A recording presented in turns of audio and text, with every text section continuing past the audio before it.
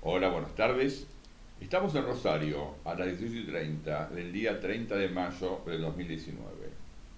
Este espacio de Reflexionando Juntos, donde podemos repensar lo pensado, repensar lo sentido y repensar lo actuado, comentamos las cosas que nos pasan, estamos tratando de entender cada uno de su lugar y de su conocimiento y de su emocionalidad fundamentalmente.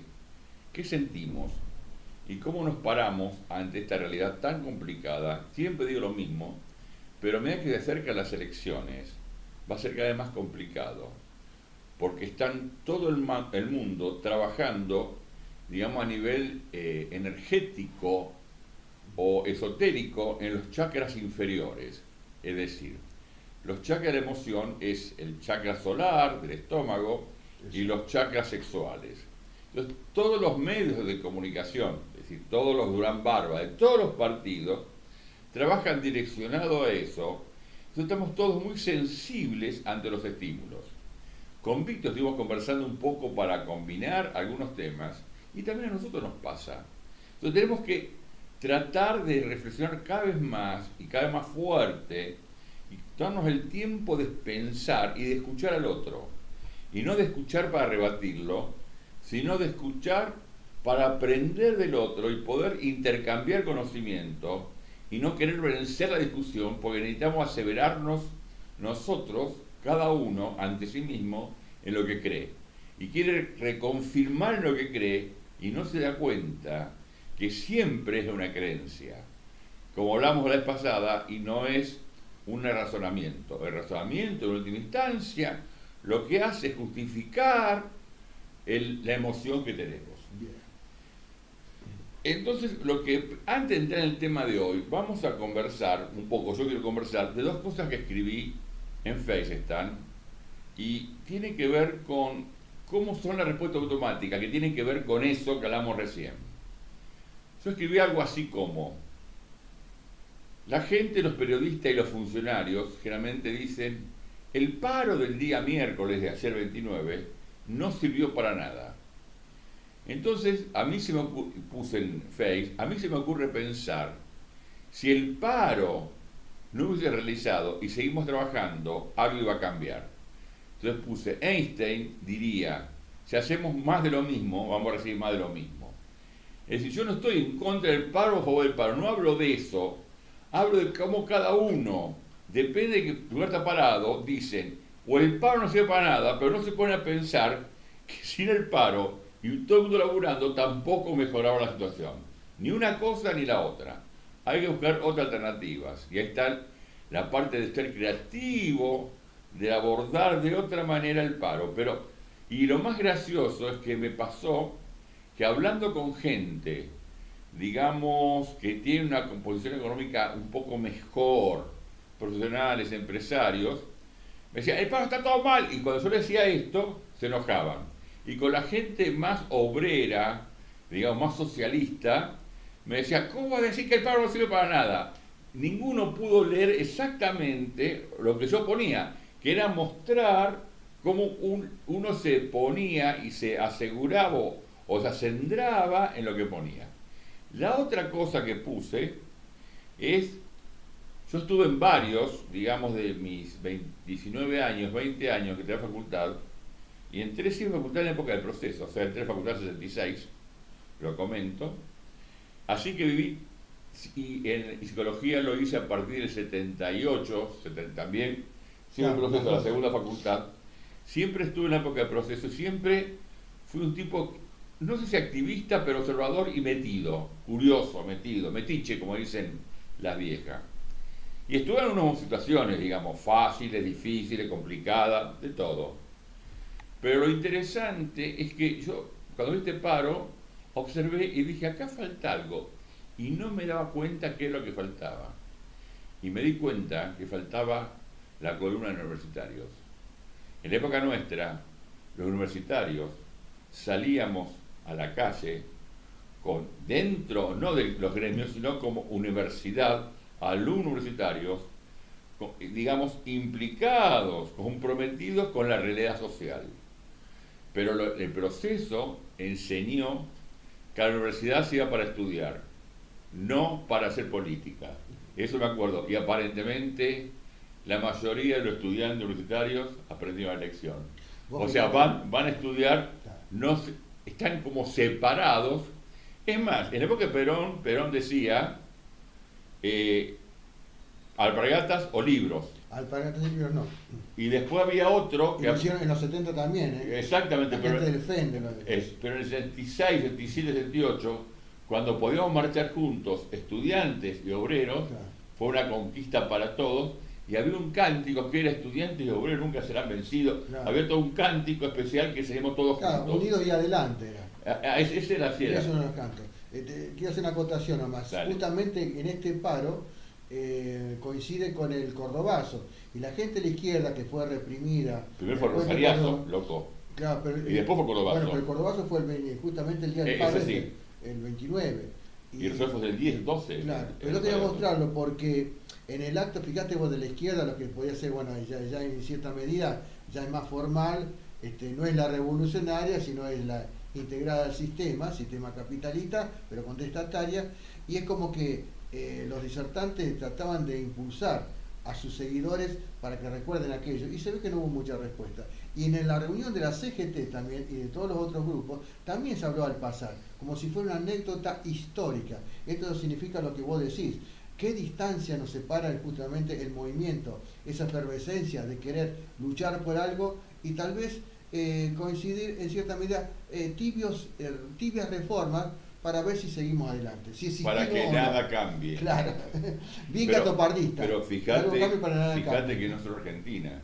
En Francia estaba Daniel Rojo, exactamente, que metió, o sea, era estudiante. Entonces, los estudiantes en Francia fueron la vanguardia, la élite del cambio que hubo. En Argentina también fue importante, pero ahora en Francia tampoco. En Francia los chalecos amarillos no pertenece ninguno al grupo estudiantil. No. Pertenece al grupo de clase media baja, que tiene una condición económica del combustible, del impuesto, pero realmente no hay una de los servicios, fíjate vos, porque justamente la condición de clase obrera o proletariado en cierta medida es la unidad de producción que une el mismo destino, porque yo he trabajado en Somisa como obrero metalúrgico, implicaba que si no trabajaba uno con el otro y no tenía la conexión con el demás, no servía el trabajo, teníamos que estar todos coordinados. Incluso yo estuve 2 veces al borde de la muerte por errores de otros compañeros, debo decirlo así, y eso implicaba más fortaleza y más trabajo de equipo, exactamente. Claro. Pero me refiero que realmente el estudiante, en la mayoría, como universitario, no a nivel individual, han perdido el interés en las reformas sociales. Es lo que veo, y realmente yo no me he dado cuenta nunca de los paros anteriores, y cuando lo vi en dije, pucha, cómo falta el brazo universitario. Es una mirada. Ponemos puntos suspensivos. Nosotros hablamos de ideología y quizás esta compulsa, así, bueno, ¿qué pasa con los paros y con esto? Creo que también lo que ha faltado, y ya lo decía un gran revolucionario, no importa nombrarlo porque es conocido por todos, pero no se ha ido creando en estas últimas décadas, yo hablo casi 70 años, nueva teoría sobre la sociedad para transformarla. No se ha creado. Y al no crear la teoría, es decir, entender lo que es la sociedad, porque uno tiene bases históricas, pero tiene que también crear su propia teoría para organizarse, para unirse y para realmente crear un movimiento transformador. No se ha hecho. Más bien se ha sido conciliador y dentro de los mismos términos capitalistas, aceptando la realidad. Yo tengo una lectura que la gente que pretende, entre comillas, el cambio, para mí no quiere el cambio. No. Quieren ocupar el lugar de los poderosos para tener el sartén por el mango. Y también el mango. No le interesa, claro, para mí, claro, no le interesa que haya un cambio social fuerte. Tengo un compañero, de otra actividad de desarrollo cultural, y la otra vez, apenas nos encontramos, un hombre muy conocido aquí en Rosario. Bueno, sí, yo tengo el movimiento revolucionario, bla, bla, bla, te voy a poner esto. Y me trajo unos documentos de trabajo. Y yo me acordaba cuando estaba leyendo eso, esto es actual para él. Esto lo que nosotros desgranamos en los años 70. Han pasado 60 años casi 60 años, o 50 desde 70. Y es lo mismo. Quiere decir que no avanzaron en nada. Pero veo que están aliados justamente a movimientos populares, tibios, y lo único que hacen, como decís, acomodar su cuerpo a las circunstancias y aprovechar el momento, porque tiene más labia, pero no hacen nada para transformar nada. O sea, fíjense que todas las conquistas que buscan es simplemente que sea algo económico. Sí, es muy importante, no digo que no, para el tipo que le falta comida, le falta Sí. comida. Pero no hablan de distribución de riqueza, no hablan de la pirámide social, la pirámide económica, no hablan. Claro. Se habla de otras cosas, ni siquiera los dirigentes. Pero bueno, por desgracia mi mirada no es muy halagueña, pero como siempre voy a seguir siendo utópico Bueno, y no distópico. Prefiero una utopía, tal vez Exacto. posible, y voy a seguir luchando por eso, y no distopía. Es más, ayer tuve una conversación con una persona amiga, muy querida, que me decía, ¿no sentís que tendríamos que estar en la calle ahora? Digo, yo viví unas cuantas en la calle, unas cuantas corridas por la policía, unas cuantas torranteadas de parte mía, unas cuantas. Tuve 2 veces guardado, o sea, no es que estoy hablando Claro. de lugar, pero yo creo que la verdadera, para mí, revolución, intentar cambiar este mundo, es esto. Es, para mí la revolución es mostrar aspectos de realidad no vistas, descubrir la otra parte de la realidad. Y Hay es que lo que intento preguntarse, hacer. hay que preguntarse por qué y para qué, eso que te dicen en la calle. ¿Por qué y para qué? Y lo que uno realiza, me parece son fundamentales esas preguntas. ¿Y cuándo? ¿Y cuándo? Claro, sí, ¿Y pues la cuándo? táctica, sí, cuando. ¿Cuándo? El momento apropiado en el lugar inconveniente. Bueno, se me ocurre pensar en estrategias tácticas, técnica y logística, Sí. o un proyecto, Sí. pero sería salir del tema Sí, y ya nos simplemente lo que quería comentar es esto, Bien. que a mí me falta como mirada la columna universitaria, cuando los universitarios éramos conscientes de la importancia de los cambios sociales. Y los milicos nos decían, a la universidad se va para estudiar, no para hacer política. Eso me quedó grabado. Y lo peor es que me di cuenta que el estudiante aprendió a hacer eso. Sí. No pensar en política, Sí, sí, sí, exacto. sino pensar en estudiar y recibirse para ver si gana un mango. Bueno.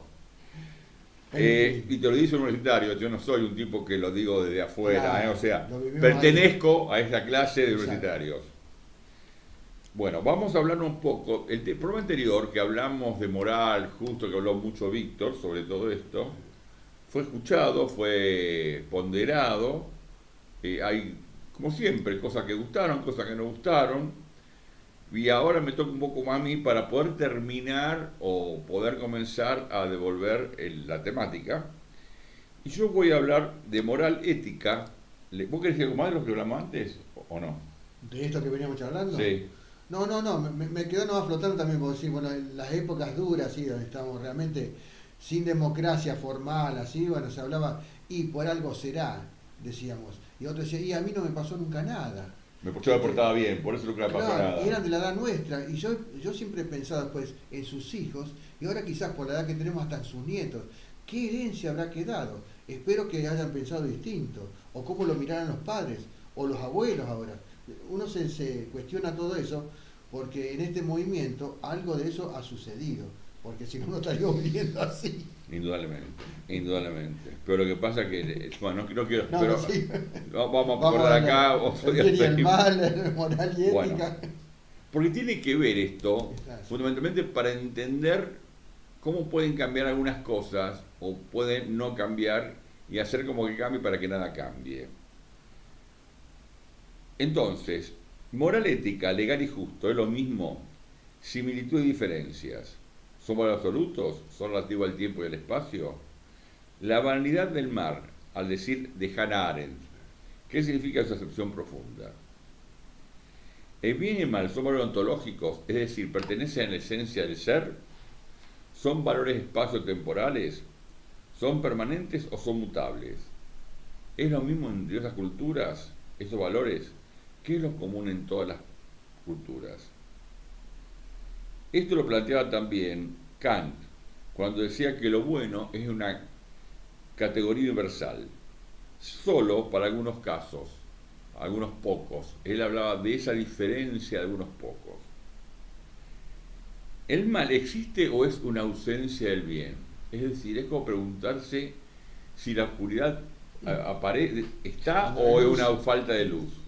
O es como dice en la religión y San Agustín plantea esto, miren dónde me estoy tirando, cuando hablaba que el mal no existía, era ausencia del bien.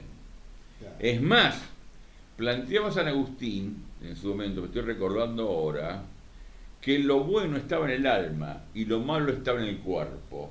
O sea, toda la parte instintual que tenemos los humanos era para San Agustín el mal. Y era, Fíjate, era platónico total casi. pero terrible. Terrible. Como Ahí si encontraron cómo se dan las religiones, han trastornado pero todo. por eso mismo la flagelación al cuerpo, a la carne. Porque de esa manera Él habla de la culpa.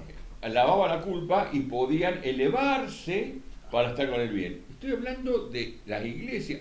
Hablo de San Agustín porque es el más conocido para todos. Sí. Pero yo puedo hablar de los judaísmos, cuando hablaban que el día del perdón no hay que comer, y estaban siempre en la parte culposa y martirológica, del martirologio, perdón, Sí. de la situación monoteísta. Y los musulmanes no conozco mucho, algo conozco, Pero la réplica es de mucho de la Biblia, de todas del religiones Corán. abrámicas, o sea, tanto judaísmo, cristianismo como musulmanes, hablamos de lo mismo. Y poco hablan de placer, cosa que los budistas sí hablan de placer y los hinduistas hablan de placer. Bueno, voy a usar algunos términos, yo hablé algo de esto, pero de la filosofía. Cuando dicen está bien, ¿qué es estar bien? Es lo que está bien.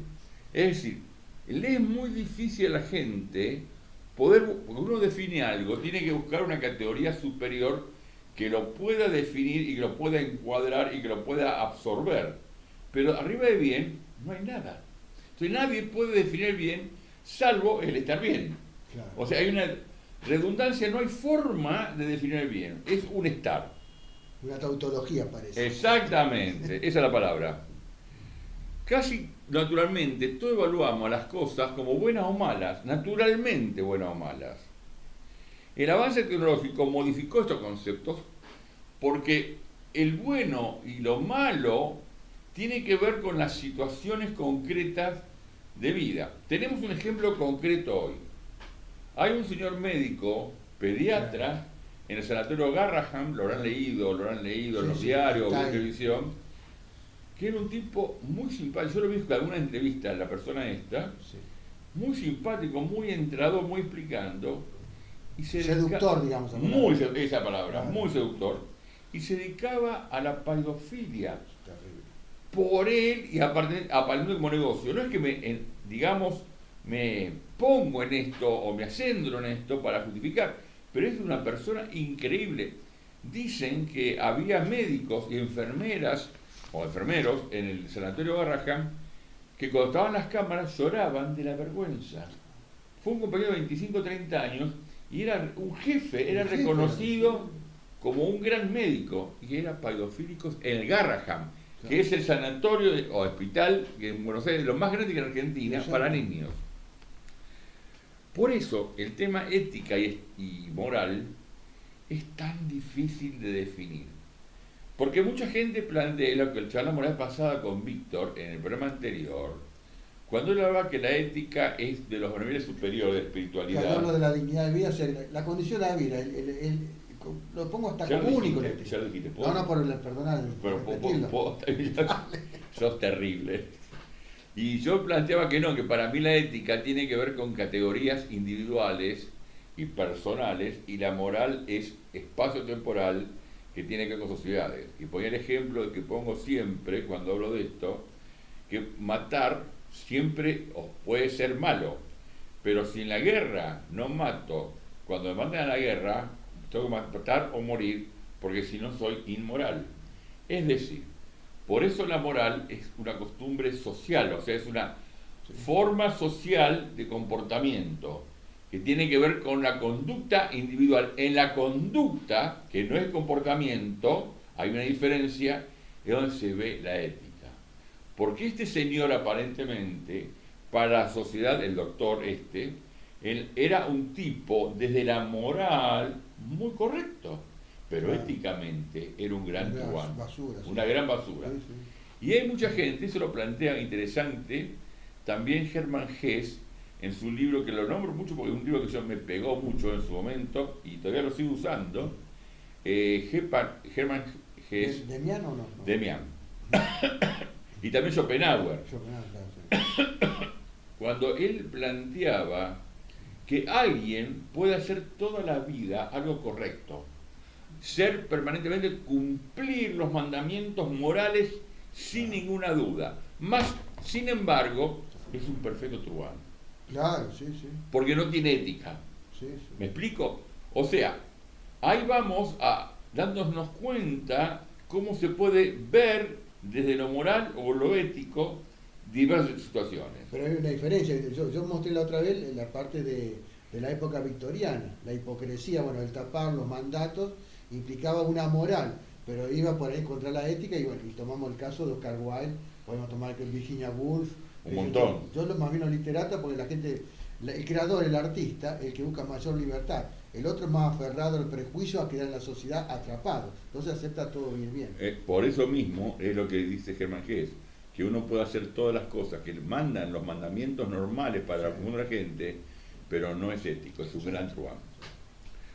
Bueno, hablamos de moral que tiene que ver con la ética. Perdón, estoy tratando de ordenarme de vuelta porque me salí de un lado y vuelvo al otro. San Agustín yo lo planteé, que es lo que él hablaba de la carne como la culpa de todo lo malo y el espíritu todo lo bueno, y de ahí viene la flagelación, el castigo a las carnes, como decían allá en la época esa, para mejorar el pensamiento.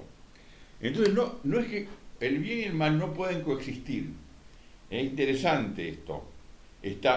Dijimos que el mal era ausencia de bien. Sí. El perfecto cristiano.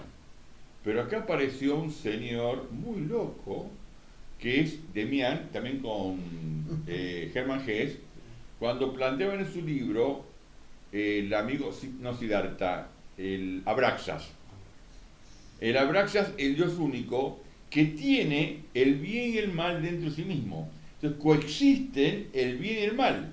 Entonces acá viene, por eso fue tan discutido Germán Hesse, y hay muchos que lo dicen que era casi un nazi, que fue usado por los nazis para avanzar en el pensamiento. Perdónate, una Dale. Nietzsche también, así hablaba Zaratustra, justamente, lo hace más humano al Dios y muestra toda la cuestión perversa del bien y el mal entrecruzado, justificando que es un superhombre que contiene todo. Por eso mismo él habla de Dios ha muerto. Exacto. De ahí viene el pensamiento de él. Y es más, Schopenhauer también en su pesimismo de la mirada al ser humano como un ser genérico, plantea lo mismo. Es decir, si vos lees Schopenhauer y estás un poco deprimido, y lo más probable es que te quiera pegar un tiro. Sí. Es un tipo, digamos, que te hace repensar cosas y te lleva a tragar y respirar profundo, ¿no? Porque te toca bastante. Mirá el contexto, son de la segunda mitad del siglo XIX, una época media embromada, como lo fue Dostoyevsky, como fue Tolstoy, y hasta Víctor Hugo también en la época que extendió del imperio de Napoleón III. Napoleón III. Claro, que era muy así, como vos decís, deprimidos por la sociedad que vivían, sin salida que parecía. Fíjense que en las películas que se ven, o uno lee, que cuando se hacen exorcismo, viene el sacerdote, entonces viene con la cruz y desaloja el mal. Como no puede existir, entonces lo desaloja porque viene Jesús y gana la lucha y el bien va a ganar en su lucha contra el mal. Entonces uno se puede, pero si, te tranquilizan. ¿Por qué? Porque si no es en esta generación, en esta vida, en la próxima, no te quepa duda, va a mejorar. Te da la esperanza. Para mí yo me río mucho, pues, hay gente cristiana que se va a enojar conmigo, pero yo creo que también los judíos es lo mismo, porque en el próximo mundo de los cielos íbamos a estar mejor, y toda historia, cosa que yo no sé si existe o no más allá, solo estoy seguro que existe el acá, y en acá donde tenemos que tratar de buscar ser buenas personas, no con nosotros solos, sino con todos, con el otro como si fuera un yo, y con el medio ambiente, y con el planeta Tierra, y con Gaia, y que todos vivamos armónicamente. Aprender ese amor al prójimo, aquí. Sí, señor. Ahora, el tema del mal, que habla Hannah Arendt, cuando habla de banalizar el mal, hay mucha gente que no sabe dónde viene la historia de Hannah Arendt. Hannah Arendt era una filósofa que lo mandaron a cubrir el juicio de Auschwitz. Cuando estaba a Eichmann, lo estaban juzgando, que lo secuestra la inteligencia, el ejército israelí, en Argentina, en Buenos Aires, año 1950 y pico, 60 y pico, o 60 y pico era, no sé si estaba Ilia o estaba Frondizi, ¿no? algunos dos. Algunos dos. Bien, Frondizi. y se lo llevaron escondida y lo juzgan. Y Hannah Arendt la mandan a cubrir eso. Hannah Arendt es judía. Sí. Entonces Hannah Arendt, cuando Eichmann decía que él tenía la conducta, no conducta propiedad, conducta de vida, o algo parecido, usaba el término, como usaron los procesos militares acá también, ¿no? Claro. La obediencia de vida, esa es la palabra Sí. exacta, la obediencia de vida. Entonces ella justificaba que en última instancia él estaba convencido que hizo exactamente eso. Él cumplía órdenes. Él no era mala persona, él tenía que cumplir órdenes y como tal lo hacía. La comunidad judía, Hannah Arendt, fue casi expulsada de la comunidad judía y le impidieron la entrada a Israel por las cosas que había escrito. Pero ella lo decía desde un conocimiento filosófico profundo, pues realmente él creía, según ella, su mirada, es que él cumplía sus obligaciones. Hannah Arendt estaba formada incluso en el periodismo norteamericano con New York Times, por eso Eh. era más libre, más democrática. Pero aparte No. estaba dentro de la comunidad judía muy Claro, fuerte. exactamente, una sucesora de Martin Heidegger. Fíjate, es más, Víctor, acá cuando fue la época del proceso, el término obediencia de vida, que Sí. fue acuñado por Hannah Arendt, fue muy usado por la gente del proceso. Sí. Y hubo una gran discusión si eran los culpables. Yo siempre digo que hay gente que cree que murió ya, el señor Videla. Bien, sí, sí. El señor Videla está bien muerto, digamos. En una letrina todo el que se quiere Bien. apiadar. Él todas las noches rezaba al pie Sí. de la cama el Jesucristo con los El nuestro. el Padre Nuestro, Sí. el Padre Nuestro. Y realmente él se considera un mártir del catolicismo, de Dios, porque él creía que lo que hizo, combatir los trapos rojos, era un mandato divino, pero él estaba convencido de eso. Por eso es tan difícil Sí. discutir con alguien desde la ideología, porque cada uno tiene su ideología y busca todo su razonamiento para que encaje en su ideología. Protegerse, sí. Exacto. Pero porque consideran que hicieron lo correcto y lo que Sí. corresponde. Por eso que mucha gente me dice, pero Macri o tal, o vamos del otro lado, Claro. Cristina, son mala gente. Pero ellos están convencidos que hacen lo correcto Claro. y creen que ese es el camino. Exacto. Sí, hay gente que cree todavía que el camino del económico en Argentina es del derrame. O Claro. sea, que cuando los ricos tengan mucha más plata, entonces ya no le alcanza la copa para contener esa plata, Claro. los pobres van a poder acudir a Exacto. eso que está sobrando y acudir. Nunca funcionó, pero todavía usan. Y no, si vos decís, están haciendo una justificación, no, lo creen Lo honestamente.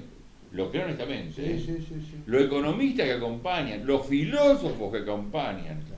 a don Macri, lo mismo. Sí, Po- tremendo. Sí, sí. Y las otras formas, los que le acompañan, digamos, a Cristina o a la gente de izquierda, piensan de otra manera y, no, y son todos filósofos y no pueden acordar, porque son, en última instancia, como siempre planteo, que la ideología en última instancia es una venda, un color, unos lentes que tenemos, que miramos al mundo, a esa concepción de vida-mundo, con esa lente. Y Claro. no hay forma, no hay No te forma. permite avanzar. Es- Vos fijate, pero que te toque ahí porque la Dale, historia, dale, dale. la historia argentina es riquísima y la historia de América Latina. Vos fijate que los buenos, en aquel momento, cuando vinieron los conquistadores, los europeos, los que vinieron con la cruz y la espada, eran los buenos. Y los infieles, salvajes, que no eran incluso seres humanos, que decían que no tenían alma, eran los indígenas o los aborígenes o los pueblos originarios, que lo decimos ahora. Después cambió la historia, en cierta medida, pero igual fueron exterminados. Y vos fijate aquí, con la campaña del desierto, al exterminarlos, después con quién se siguió. Y con los más débiles, con el que vino el inmigrante, que vino a Europa, que era medio relacionado con el anarquista. Eran un poco contraestatales, entonces había que castigar el terrateniente, el oligarca, que se había acostumbrado a esa idea del invasor europeo, somos los buenos. Los malos son estos. ¿Cómo nos van a sacar esto? Pero Nosotros somos además, medio ¿cómo, tontos, no, y cómo hoy no en van a día- creer en Dios? Claro. ¿Cómo los indígenas, que son Todos- salvajes, no van a creer en Dios? Claro. Hay que convertirlos, por la fuerza. Pero Para... después con el inmigrante, incluso en las clases medias, ahí está el gran problema de Argentina, por eso están a peor. ¿Por cómo le van a dar más a esto? Si son unos negritos. ¿Te acordás de las patas sucias? Más allá de la Perdón, aplicación. pero y fíjate vos, cuando vinieron nuestros abuelos, en mi caso son los 4 inmigrantes, Sí, bueno, nosotros yo no sé cuántos, sí, yo también soy italiano. y veían al gaucho, al tipo autóctono, pero mirá, vago, ¿qué hacen todo el día escuchando, ahora dice, escuchando cumbia?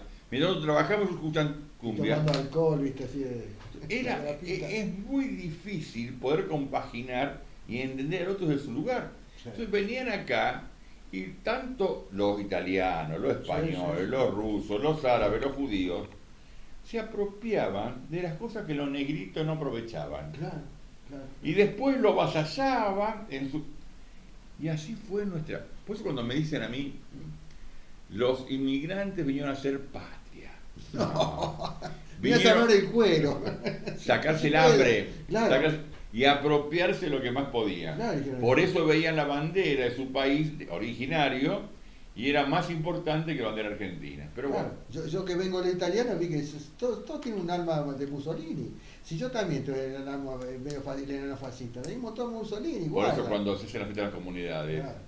yo las miro y tengo una doble lectura. Cuando voy a la fiesta de la comunidad de Rosario, a mí me encantan y le voy a verla todos los años, todos los años. Me gusta mucho. Sí, amor. Pero de última, cuando veo a los chicos jóvenes bailando y con qué orgullo Sí. bailan y dicen la música de los ancestros, y gracias a Dios ahora la municipalidad en eso puso el pabellón de Argentina o el sector argentino, Sí.